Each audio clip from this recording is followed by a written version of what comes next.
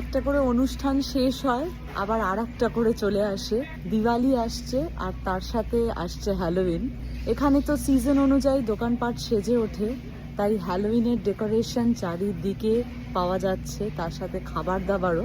এই প্রথমবার ওয়ালমার্টে দেখলাম দিওয়ালির কিছু কিছু ডেকোরেটিভ আইটেম। আমরা তো নিউ জার্সিতে থাকি, নিউ জার্সির ওয়ালমার্টে তো দেখছি পাওয়াই যাচ্ছে, হয়তো অন্য স্টেটগুলোতেও পাওয়া যাচ্ছে। কোন কোন স্টেটে আপনারা ওয়ালমার্টের এই ডেকোরেটিভ পিসেসগুলো দেখেছেন অবশ্যই আমাকে কমেন্ট করে জানাবেন। যদি কেউ কিনে থাকেন সেটাও জানাবেন। আমি আজকেই প্রথমবার দেখলাম, তাই ভাবলাম আপনাদের সাথে শেয়ার করি। খুব বেশি আইটেম তো দেখছি না, এই শেলফটাতে দেখছি আছে। হয়তো আমি শেষের দিকে এসছি বলে শেষ হয়ে এসছে। এদিকে লক্ষ্মী গণেশের একটা আইডল আছে, বেশ ভারী, খারাপ না। তারপরে দেখছি এই লোটাস হ্যাঙ্গিং ডেকর, মেটালের, 3টে একটা প্যাকে।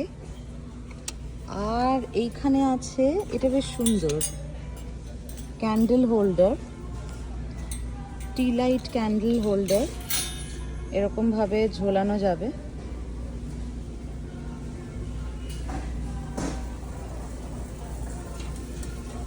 আর নিচে দেখছি এগুলো মনে হচ্ছে সেরামিক না মেটাল দিয়া, বেশ রং করা 4টে প্রদীপ একসাথে। এইটার দামই দেখছি সবচেয়ে বেশি, $10.88। বাকি যেই 3টে জিনিস দেখালাম, এই প্রদীপের সেট, লক্ষ্মী গণেশের সেট, আর তার সাথে 3টে পদ্মফুল হ্যাঙ্গিংয়ের যেই ডেকরটা, এগুলো $6.88 করে। ওই অ্যাপ্রক্সিমেটলি ধরুন 550 টাকা থেকে 950 টাকার মধ্যেই 4টে জিনিস ভ্যারি করছে। রুষা আবার মাটির প্রদীপ রং করতে খুব পছন্দ করে, তাই আজকে আমি আর নিলাম না। তবে কোয়ালিটি দেখে তো বেশ ভালোই লাগলো।